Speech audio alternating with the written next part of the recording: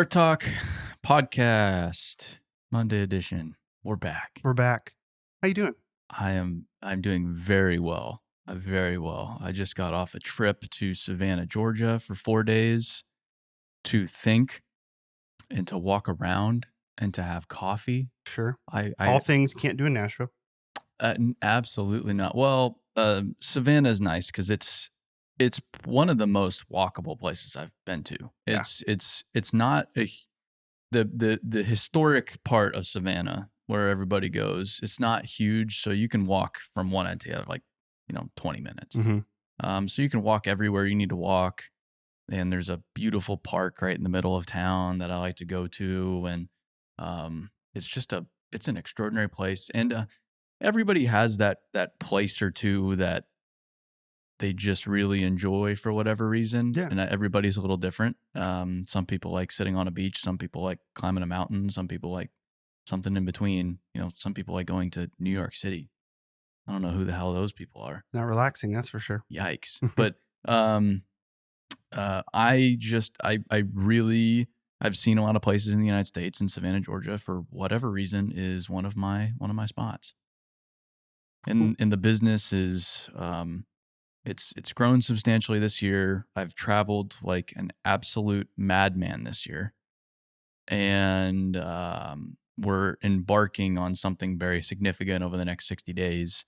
So it was the perfect time, coming off really intense travel for the sake of content, going back into another really intense period of having to travel for a different purpose.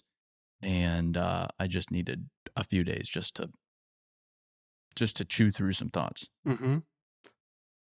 How did Savannah get on your radar to begin with? Because obviously you're not from this part of the world. No, I went a few years ago. We were working with Morgan Corp at the time, and they had a job just outside of Savannah. Okay. And Savannah, for whatever reason, has always been a town I've wanted to see.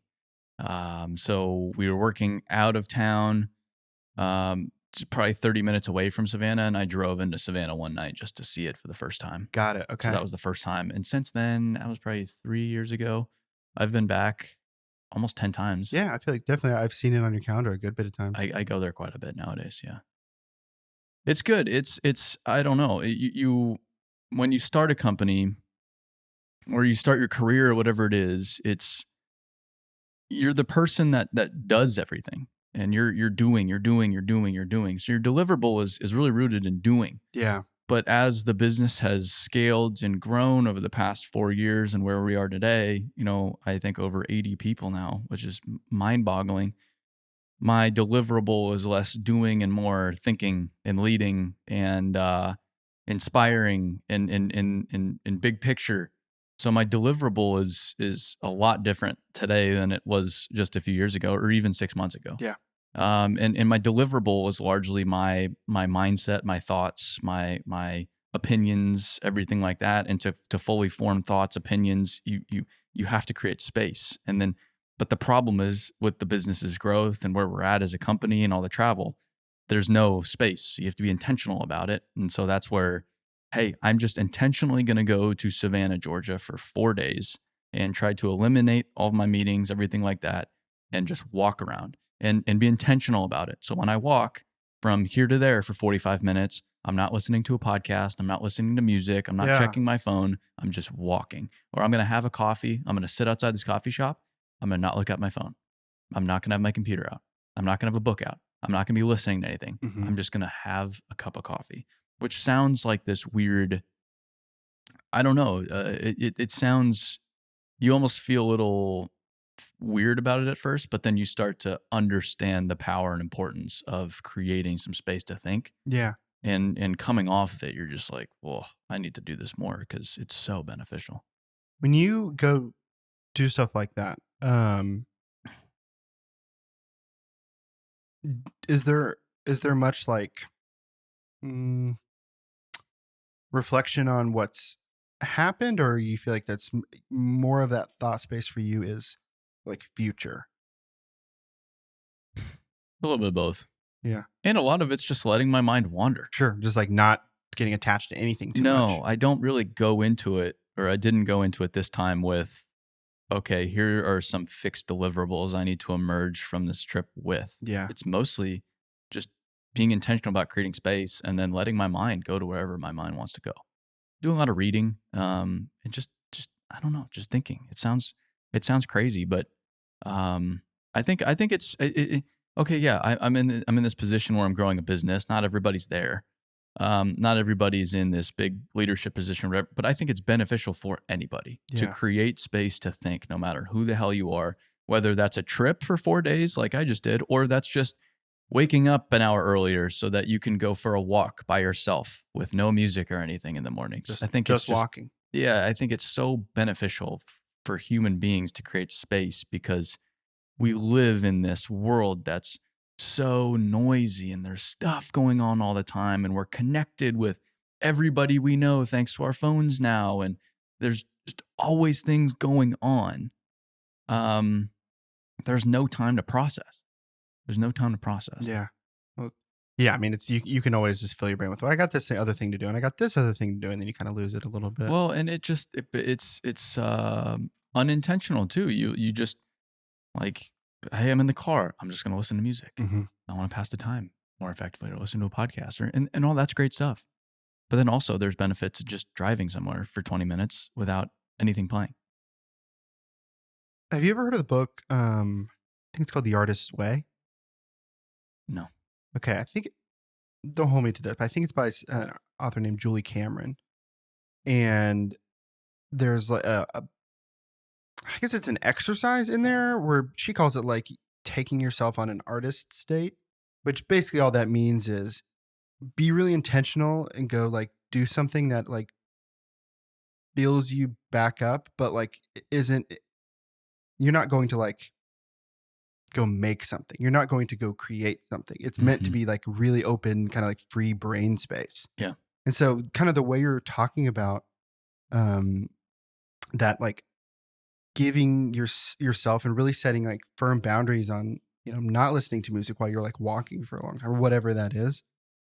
I think that's really important to create those boundaries in your head where it's like, I'm not chewing on, all right, the next batch of hires we got to do, or, Hmm. the next time we want to raise money for the company or whatever that is, you're kind of trying to say like, I need to open my brain up to the stuff that's going to automatically flow in there or what like doesn't usually have space to grow and bloom in your head. A good book I read on the subject is Essentialism. Yeah. It's a I read that too. such a good book. Greg McKee? Yes. McKeon? Yeah. McKeon, I think it Something like is. that. Yeah. Yeah. That's a great book. But the irony of us talking about this right now is we are talking about it on a podcast, and most everybody is probably either exercising, walking, True. or driving, You're listening to not us. actively doing the thing we're talking about. So yeah, there's no possible way they're doing what we're talking about right now because they're listening to this podcast. We can put like However, a we're space very in grateful. here. Yeah, we're very Yeah. grateful. We can put a space in here where it's just like a soundscape. You're the ocean. Yeah. And You're just now, yeah. like, Now for our intentional 5-minute break. oh man. Let your mind free. Yeah, this is for you. We're doing this for you. Mhm. Except for us, it would be just like a 5-second break, but I could put in 30 minutes of just Yeah. like Yeah. nature sounds. Yeah. Could be like a No, way to care for the dirt world. it wouldn't be nature sounds. It would be construction sounds, but off in the distance. Like, yeah, but like it's like behind a hill with trees, so it's a little muffled. But Well, it's you know it's there's back something there. over there. Yeah. Well, I mean, that's similar to, sometimes if there's like blasting next door while we're recording a podcast, you can only just barely hear it on the microphone, Mm-hmm. but we can really, really hear it Mm-hmm. And feel it. and feel it. I mean, you can see stuff rattle on the shelves. Mm-hmm. Well, that's awesome that you got to do that trip. I mean, I think that's a big deal. I know that finding ways to like, I mean, unplug obviously is very, very valuable, Yeah. but to like set real intention in that unplugging, in that unstructuredness. Yeah, and also from just a leadership standpoint, it's in simplistic terms, it's monkey see, monkey do. And it's I like that phrase because it's just so easy to wrap your mind around. But people probably could get bent out of shape about that phrase nowadays with how people are these days. And so I just want to show people that, hey, I am taking time to think and process and digest. I'm not always doing.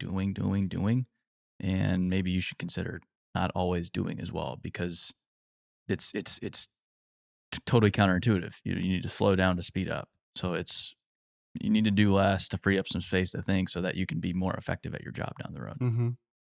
I, I wonder what the like numbers suggest for like our company when I look to the past year, like about, how many days off people took. Well, that's the tricky thing about flexible time off policies like ours, is that a lot of times it discourages time off. Well, companies will choose it for that reason. Yeah.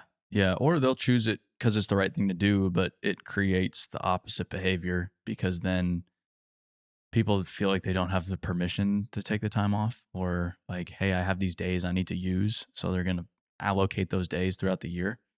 And so if you do have a flexible time off policy, the leadership has to model that Mm-hmm. and be very vocal about it, which I've done a very poor job of, because I like to just work. I'm super stoked on just working. But I'm trying to do better, because Mm-hmm. I've realized that's setting everybody else up for failure. Well, I think that But in fairness, historically we've given people 2 weeks off at Christmas. sure, So, and that's most companies, that's it's all 2 you weeks get. off for the entire year. Yeah.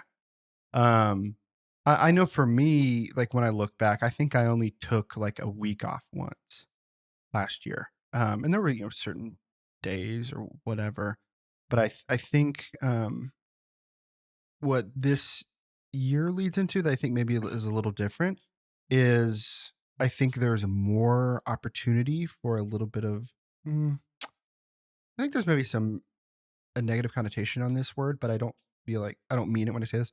I think there's a little opportunity for some redundancy at this point, even though we're growing super fast and we're having to build these teams. It, when we're talking about it's like, well, if you're going to be off for a week, you got to find whatever like your responsibility was that has to get done somehow. Yeah. And that was kind of hard when we were so lean. Mm-hmm. It's like, well, nobody else does what I do, so how am I supposed? Yeah. And you do talk a lot about like you got to replace yourself, like you have to. That's like a really important part of it. And so I think even though we're like growing teams and building teams out of thin air as our company grows, to me it feels like there's a little bit more infrastructure for that to happen this year. Sure. I mean, I don't know, but that's Yeah. um. Well, that's sick. So where are you? Are you traveling this week too? So I'm going backpacking in North Carolina in the Smokies with Chad Wright. I don't know if you've seen his stuff online. He's a super badass dude, ultra runner, former Navy SEAL. He's unbelievable story, Mm-hmm. on how he did all that. He's super inspirational, and followed him for a while. So got into this program with Chemo Clark of Yeah. Truth Excavation. He's coming in on Thursday. Exciting. So we drive out there Friday. We show up at this lodge, I think 10 in the morning on Friday, a few hours away. And then we emerge from the wilderness Sunday evening. Then that's in North Carolina. Is what you said? Yeah, North Carolina. And it's all just to, as a leader again, and as I'm leading a growing organization, I've had to understand that I need to grow myself as an individual 1st. Mhm. That's where it starts. So there's a ceiling there, and if I don't keep raising that bar, we're going to be brushing up against it pretty quick. And to raise that bar, it's you have to create opportunities of discomfort, and you have to do it intentionally, because life is very comfortable. And so this is one of those things where this is a great opportunity to be really uncomfortable in a very positive way, and to really approach, to learn how to approach life in a different way, to just be a little bit more capable as a human being. Because it's like most people, they lose power for a day and lose their minds. Mhm. And just to know that I'm just a little bit more capable as a human than I was going into this is I think a good feeling. Yeah. So I'm really looking forward to it. You've spoken a lot really, I mean, the whole time we've been podcasting together about your intention to grow yourself because that's like what your role at BuildWit requires. You know, there Yeah. there are the way that we're growing. Like, there's just no way the group you were leading when there was 10 people, that same skill set is automatically going to apply to a group that's about to be 100 people. Well, and it goes for anybody. You know, say I'm an operator, I want to be a foreman. Just because you're a good operator and you have this years of experience doesn't mean that you should be promoted. Yeah. You need to be worthy of being in that leadership position. So step one is I need to grow myself as an individual to be worthy of that position in the first place. And even if you do get promoted without that, it's in your best interest to grow yourself to be worthy of that position, because it's going to be a lot more fun. It's going to be a lot less stressful. It's going to be a lot more fulfilling because you're going to be able to grow people more effectively. You're going to be able to run a more effective job site. People are going to have more fun at working for you. And so it's anybody, no matter where you want to go, or hey, now you're a parent. It's not the same ball game. You have to level yourself up as an individual, as a human being, as a leader to be worthy of that. A lot of people don't do that. So and then you're a parent of a 3-year-old versus a parent of a 10-year-old. That's totally different. You need to level yourself up to be worthy of that. Yeah. So, and to level yourself up, there's a lot of different things you can do, but a lot of it comes back to creating that discomfort. Every single highly accomplished person I know, they always talk about discomfort, creating intentional discomfort, because that's where you really grow. That's where you really find out who the hell you are. And so it's, if I'm having to, the goalpost is continuously shifting, I need to continuously chase it. And to continuously chase it, I need to continuously find opportunities to be uncomfortable, to go outside of my routine, to really learn more about who I am, dig deep, and put myself in situations that I haven't been in before, so that I can, hey, this is who I am. Holy shit. But it applies for anybody. It's not this. I want to talk more about how we're building the business, because it's a lot of fun, and it's my entire life right now. That's really the only thing I have any kind of expertise on, is how we're building our business, not to how to build a business, but how we're building our business. Our business. Yeah, because that's I'm the living it difference every here. day. Yeah, big difference. But I also don't want to be super unrelatable. But that's the cool thing about developing yourself as a human being, leadership, all of that, is it applies to anybody, no matter the position you're in. No matter the position you're in. Well said. I think what's interesting to me about leadership skills in particular is it feels like there are a lot of jobs and a lot of things. Maybe we just keep this within just like the way we're growing BuildWit just in this context, but I'm sure this applies in a lot of places, where the way you get better at your job is to keep getting more reps. And you could become like an elite contributor with those reps. But I think what stands out to me about the leadership stuff is there's probably a pretty hard ceiling if the only leadership experience you're getting is just keeping doing it. Like if you're not getting outside input, if you're not getting outside education, and all you're doing is just like being a leader more. Like if you're in a leadership role and you just make more leadership decisions, that doesn't necessarily mean you're growing as a leader. Maybe you're getting more experience, but you're not better at it. But that's the difference between management and leadership. That's management. So if you're promoted to this, and then that's what, like, a title doesn't make a leader. Yeah. It makes a manager, though. So you can become a superintendent, and you could be a manager, because that's your job. You're there to manage.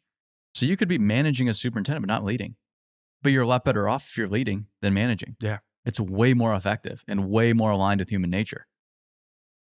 And so that's the differentiator. And that's where, I mean, I talk all about all this, and I'm such a big believer in it, because that's how we've grown our business from me with the camera to over 80 people now in 4 years. That's how we've done it.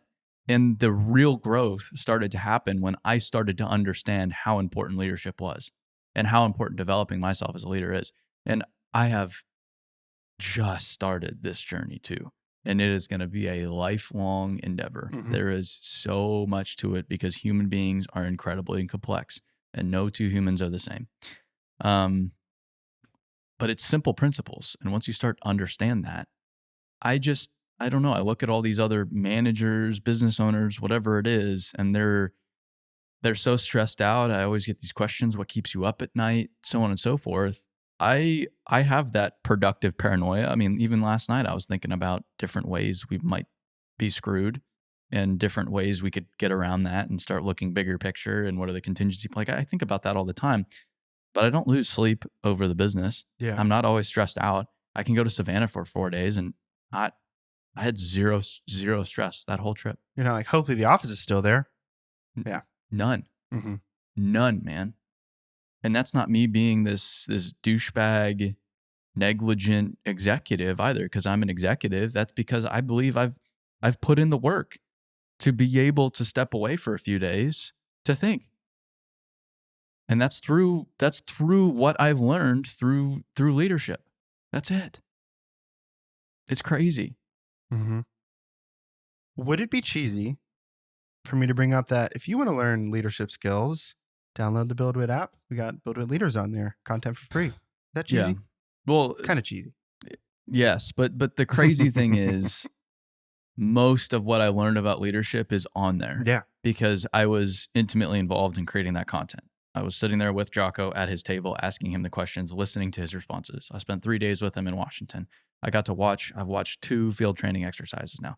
I've spent a lot of time learning these exact same principles that are completely for free on the Build It app right now that anybody can go download. And that's how, like, if you want to know how the hell we've done it, that's how we've done it. That's how we've done it. It's not like we have a secret playbook and we're just putting out the stuff we feel comfortable sharing about leadership. It's like these exact like conversations are what we're already having, and we're like, let's film it with this person and put it out there. I told everybody, Build It Leaders, it could have completely crashed and burned, and it wasn't what we were hoping. Mm-mm. So it was. I was reading more Jim Collins last night. Concept of bullets before cannonballs. So fire bullet, fire bullet, fire bullet. Find your target and then go for the cannonball. We just fired a fucking cannonball with the Build It Leaders thing. I don't think we were off big picture. I think that's one of the big missing pieces in the industry is leadership training. I think that's been missing. But we were off from this is what it's going to do for our business. It didn't do what we thought what it was going to do for our business. Thank goodness we were able to figure it out, so it didn't kill us, because that's the danger, is you can't learn from a lesson that kills you. But at the same time, that could have just completely crashed and burned. And even if it would have burned our whole business down, for example, it still wouldn't have been a total loss, because that was the best leadership training exercise I could have ever imagined. And that was the best leadership training exercise Dan went through and Randy went through and our whole team went through. And so I came out of that a far more capable leader than I went into it. And that in itself, like, what's that worth? What am I going to go take that? What can I go make of that information and value in those lessons? I can go do a lot with that. Yeah. And that's what we're doing right now. We're making as much of it as we can. And that's where we all got it from, was developing the Build It Leaders thing. I mean, that stuff's awesome. I've been a huge fan of, well, first of all, the how we pick the people we are going to film with the Build It Leader stuff. Like all those people, even just like talking to them, not talking about like the leadership stuff, but just like having conversations. It's like, oh, you are something special. Like you clearly like are really, really compelling. And I want to like hear more of whatever you're talking about. And so when we get those people in front of the camera, I mean, it's just like, because they're people bombs. They're people that have done it. Yeah. They've been in it. Yeah. They've done it. They've done it. And that's, I don't like learning from people that haven't done it. I have a big problem with even reading a book from a guy who's talking about business but hasn't built a big business. or has built a business based on talking about business. Like I just have a little bit of a problem, and it's a different thing. Like Jim Collins is like that, but he's a researcher. He's an academic, Yeah, it's a which I little understand. different. Yeah, they're. But these are people that have done it, and those are the people at least I learned best from. Well, it's like when you look at sports, it's like if you are watching like the halftime show that happens, like for example, the easy one with the NBA, it's got like Shaq and Charles Barkley, and Kenny. People watch those guys because they played in the NBA. Mm-hmm. Like they are experts on what it's like to be a player. And so even if they have people on who are not players but are like really students of the game and write about the game, who are journalists or whatever, who can talk X's nose or whatever, it's like, yeah, but sometimes just hearing from people who've like been in it and have done it is more valuable. Well, and it's not to discredit those people that are experts on a given subject, but yeah, it does. There's a different weight when it comes from somebody who's been there and who's done it. Yeah. And that's what we're trying to go create. We're not trying to go create this bullshit platform, and we're not making any money off it right now. Yeah. And that's to our detriment. We were hoping we were going to make a lot of money on it, and we didn't. But it wasn't a loss at the same time. I mean, I just got a text message, or saw a text message. Someone was talking to a guy, a construction company. They don't have a people problem. And why is that? And they said it's because we don't even work with BuildWit. We've just listened to them for years now and have just done what they've said and have just digested the leadership information. That's cool. That's fucking nuts, dude. That's so crazy. So insane. So crazy. And I'm just talking about it from how I'm learning about it. I'm not coming at it from, I really try to avoid saying, ever even hinting at, oh yeah, I'm the expert, so do what I say because I'm the expert. I know I'm not the expert. I'm not. I'm 27 years old. I don't know what I'm doing, but here's what I'm learning. And a lot of it's working. A lot of it's really working. Yeah. And it's cool. And here's why it's working. Here's how it's working. Here's how the hell I did it. So it's real shit. Well said. Great. Got a couple questions for the Dirt Talk podcast. We got, I feel like, an extra handful of questions this week, both for the internal and Dirt Talk, by the way. Good. All right. This is a question from Zach. He's talking about how he would like some either trade schools or community colleges to have more programs for construction, but that's just the backup or the lead up to the question. So he says, I've been trying to get these partnerships started for the last few months, but haven't had much success. Do you have any advice for how I can propose this idea to these schools in a way that better conveys the mutually beneficial relationship I'm looking to build rather than just seeming like someone recruiting only to help their own businesses? If you haven't listened to the Nick Parrish episode, I would listen to the Nick Parrish episode because he just did this and he explained it far better than I could because I've never done this before. How I would approach it though is I just approach it from what's in their best interest. What are their pain points? What are their goals? What are they trying to accomplish? And how can what you need to happen help them achieve what they need to achieve? Right? So the question is, how do you help them be more successful through your program is how I would set it up.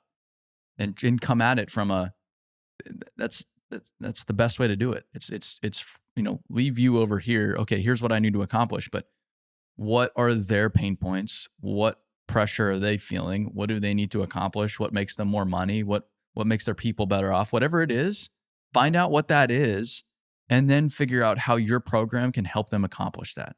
So when you're speaking on their terms, how they view things, and speaking in terms of what's going to make them successful, you're going to have way better success. And that's what we're doing right now. Like we have a project going on right now, and I want to talk more about it, but I can't because there's legal ramifications to it, which sucks. But we came at it from our perspective, and we're stoked on our perspective, but it's a little too big picture. It's a little too ambitious. So we had to take it down a few notches and instead look at it from their perspective. How do they win here? Why is this a smart business decision? Mm-hmm. And then build our approach from there. Still sell the big picture, still tell the story and get them excited, but approach it from their point of view, their perspective, to make it a no-brainer win for them. Yeah. So that's at least how I would start. But I would listen to the Nick Parrish podcast because Nick has done this and he's done it successfully. He's actively making it happen. Yeah. In Mississippi, which is pretty cool. Mm-hmm. That dude's a good dude. Super good dude. Really good dude. Yeah. Separately, he is going to be in town. Was it next week for the World of Asphalt Ag thing? Yeah, there's gonna be a lot of people here. Yeah, he said he'd be here. Cool. Anyway, thanks, Zach, for that. Yeah, if you're in town, I think it's Tuesday for World of Asphalt Ag 1. We're having an open house at BuildWit 5 to 7. Yeah. So stop by our office. Come on over. We'd love to have you. I just want it to be an absolute disaster, like just too many people. And what have we done? Yeah, like what I want to be like, what have we done hiding in the closet is my goal. So if you're in Nashville, I am 97% sure it's Tuesday evening. I think so. Confirm my social media. We will be having people over to our office, open house, stop by. We'd love to have you. Cool. I got multiple questions about this, so I'm going to just ask it for the group. Cool. How's the earth mover? She is the skid steer. She's absolutely delightful. Yeah. I think she's got about, she probably has maybe 30 or 40 hours on her now. So high hour machine. Almost doubled what you had before you flipped it, right? Yeah, man. We've been working that thing hard. Yeah. Big time work going on over there. I got to run it. So I've only run it a few times this year. My goal is to run it once a month, which doesn't sound very ambitious, but I don't have very many. We got a lot of stuff going on. Yeah, like mornings where I have 6 free hours to go pick up the machine, because there's a lot to it. It's not, you just don't get in the machine and go. You have to go pick up the machine. You have to make sure it's greased. You get fuel, pick up your trailer, go take it somewhere, run it for a while, then put it back on the trailer. It's a pain in the ass because I don't have the proper facilities yet to actually manage a machine. So we're doing it a little haphazardly at the moment. But I ran it. I did some snow plowing beginning of the year. That's right. First week of the year before I went to the Middle East, which was awesome. You did your own crisis management. You're like, I'm just going to help out my community. Go find a lot where there's some snow, and I'll move it. Yes. So BuildWit Excavating and Grading saved the entire community. That Sonic, anyway. Yeah. I plowed the hell out of that Sonic drive-through, so people could get their tater tots and big slushies without any issue whatsoever that day. You're a good guy. So making a big difference in the world. It's just what I do. and then I recently got a chance. Cody with Whistling Diesel, he bought a piece of property in Tennessee, so I got to go over to his place and move some dirt around, which was perfect because I've been looking for an opportunity like that to just move dirt without having to make it really slick. So that was a good opportunity because I just need seat time. I need to learn, and even just learning how dirt compacts and how it sits and how your bucket can manipulate it. And there's just a lot to learn there that you can't learn by watching. You have to go do. So that was a cool opportunity. He's got a lot going on his property. I'm hoping to go back there pretty soon. And then third project was I rented a Harley rake thanks to Thompson Machinery. Thompson is so helpful with everything we need. They got me a Harley rake, and I Harley raked the back of Rosso's office. They had a weird seed mix that was laid down. They wanted to reseed it. So I got to Harley rake it, and it was a little wet. So I ended up with these huge piles of muck that Eric Jumper had to stay late and fix with BuildWit Excavating and Grading Restoration. Sure. His new division of BuildWit Excavating and Grading that follows me around. Yeah. But we got it done, and I was over there the other day, and it looks pretty damn good. Nice. Yeah. That's fun. And Harley raking is a ton of fun. That's cool. Here's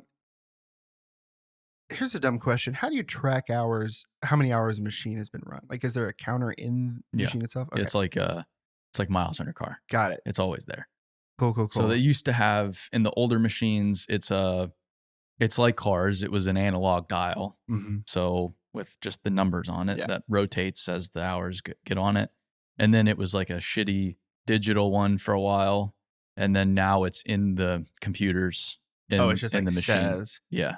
Okay. Yeah. You can go in there and it'll be in the computer. So I was curious, Yeah. like when we were at Wheeler, when we were going through the shop, he had brought up Jeff. What was his name? Jeff Foreman. Yep. He was like, yeah, this machine's got 5,000 hours, and they're rebuilding it. And I'm like, where's that? Is that just like a guess? But like that's being tracked in the machine itself. Yes. Okay, that makes more sense. And now they're to a point where you can have, like on a cat machine, it's Vision Link. On Deer, it's Deer Link or Deer Command. Whatever they their thing have is. like dumb names for it.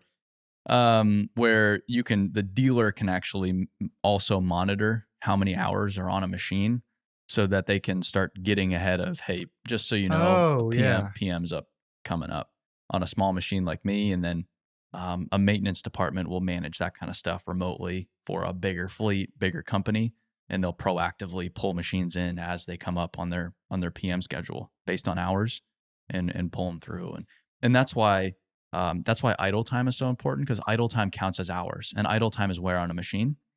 And So that's the purpose of having to diminish as much idle time as you can, because you're prematurely wearing that machine out, but you're getting no production from it. So you can run a machine all day long. If you're running a machine all day long and getting production from it, you feel good money, about that.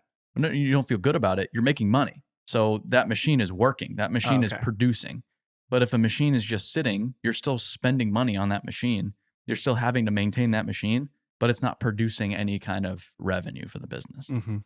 So people don't get, it doesn't matter how much a machine costs. It doesn't matter if you destroy a machine in the process. If it's built into the budget, if there's money in that for that machine, for that use, for whatever it is, it's good to go. And then if you can use that machine for longer, like a North American coal, for example, if they can go take that and just rebuild the hell out of machines. So some of their machines, it's not uncommon for their machines to have over 100,000 hours on them. That's great too. So wow. It doesn't matter what a machine is doing, or, sometimes a machine is only used for 2 days out of the month on a job, but it's a very specialized machine, a specialized application.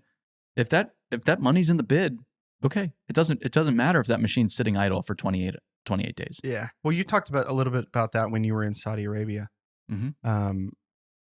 Because people had made comments on some of the videos you'd posted, like, well, that sand can't be good for the machine. And you're like, it's part of the process. Like they have already thought about that. Yeah. It's like the dozers that work in saltwater. They bid the job to discard those machines after it's done. Mm-hmm. They're obviously thinking about that. Like, yeah, no shit, it's bad for the machine, but that they bid the work accordingly. And so, okay, yeah, it just, sure, it chews up the machine, but the money's there. So they discard the machine at auction. I feel so terrible for anybody that buys an ocean machine and then they go turn their fleet over more often. That's part of it. Yeah. Cool. So in short, Earth Mover is absolutely doing good. Delightful. Yep. We broke the door on it the other day, but Thompson Machinery came to our rescue, fixed it up, and we're back in business. You don't have to replace the door with that. They just had to replace the emergency handle. Yeah, we busted the hinge on it. Yeah, that's all right. Mm-hmm. Part of it. Mm-hmm. Cool. Well, I think that is a Monday edition Dirt Talk. Super. Well, thanks for listening, everybody. We referenced the Build It app. If you want to listen to the podcast, if you want to watch the podcast, watch YouTube or videos, mm-hmm. not YouTube. And then watch the leaders content, all entirely for free. There's been some fixes too, where you can lock it and still listen. And there were a bunch of problems with it that we've resolved. So if you had previous problems, they are probably resolved at this point, hopefully. So go download it if you haven't, because that's where we're trying to put everything, and it's only going to get 100 times better as the year goes on. We have huge plans for the social app. So with that, thanks for listening again, and we'll see you on the next episode. Stay dirty, everybody.